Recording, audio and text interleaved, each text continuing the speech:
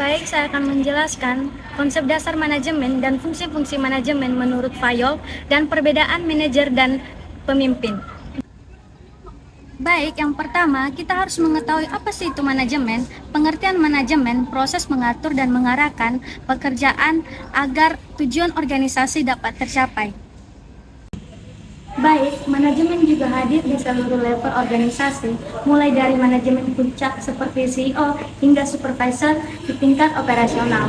Dengan demikian, manajemen menjadi fondasi utama untuk menjaga organisasi supaya berjalan dengan baik. Baik, selanjutnya ada pun 5 fungsi yang dikemukakan oleh Henry Fayol. Yang pertama, perencanaan. Fungsi ini berfokus pada penetapan tujuan strategi dan penyesuaian langkah-langkah untuk mencapainya. Yang kedua, pengorganisasian. Fungsi ini meliputi penyediaan dan pengelompokan sumber daya, baik manusia maupun non-manusia. Yang ketiga, pengarahan. Dalam fungsi ini, manajer memberikan instruksi dan tanggung jawab kepada bawahannya. Yang keempat, koordinasi. Fungsi ini memastikan seluruh bagian organisasi bekerja secara selaras. Yang kelima, pengendalian. Pengendalian mencangkup proses memonitor pekerjaan dan melakukan evaluasi dan memastikan hasilnya sesuai standar. Baik, selanjutnya saya akan menjelaskan perbedaan manajer dan pemimpin. Yang pertama, manajer. Manajer berfokus pada struktur, proses, dan efisiensi operasional. Sedangkan pemimpin dari sisi lain menekankan inspirasi, motivasi, dan pengaruh interpersonal.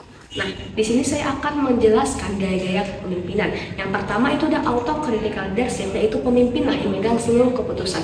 Ini efektif ketika dalam kondisi yang mendesak. Nah, terus yang kedua itu ada paternalistic leadership, yaitu pemimpin adalah otoritas tertinggi yang juga disertai perhatian terhadap kesejahteraan pegawai. Nah, terus yang ketiga itu ada democratic leadership, yaitu bawahan juga diberikan kesempatan dalam menyampaikan pendapat mereka. Nah, terus yang keempat itu ada laissez-faire leadership, yaitu pemimpin memberikan kebebasan yang luas bagi pegawai yang kompeten dalam mengerjakan tugasnya sendiri. Terus yang kelima itu ada situational leadership, yaitu penyesuaian gaya kepemimpinan berdasarkan kondisi, kemampuan bawahan, dan kondisi organisasi. Nah, untuk memimpin secara efektif, para pemimpin perlu menyesuaikan gaya pimpinannya. Dengan yang pertama itu mempelajari atau memahami budayanya, yang kedua itu menilai budaya tim serta anggotanya, yang ketiga itu menyesuaikan gaya kepemimpinannya, dan yang keempat itu mengevaluasi hasil kerjanya. Nah, selanjutnya kita bahas mengenai pengaruh budaya terhadap gaya kepemimpinan yang khususnya melalui Hofstede's Cultural Dimension, yang dimana ada 5 dimensi utama. Yang pertama itu ada power distance, atau menggambarkan toleransi masyarakat terhadap ketimpangan kekuasaan. Yang kedua itu adalah individualisme dan kolektivisme, yang dimana itu fokus pada kepentingan pribadi atau kepentingan bersama. Yang ketiga, uncertainty avoidance atau kenyamanan terhadap ketidakpastian dan aturan. Nah, yang keempat itu ada masculinity dan femininity, yang dimana itu berfokus pada persaingan atau kerjasama. Yang kelima ada long term orientation, yang berfokus pada orientasi jangka panjang dibandingkan orientasi jangka pendek.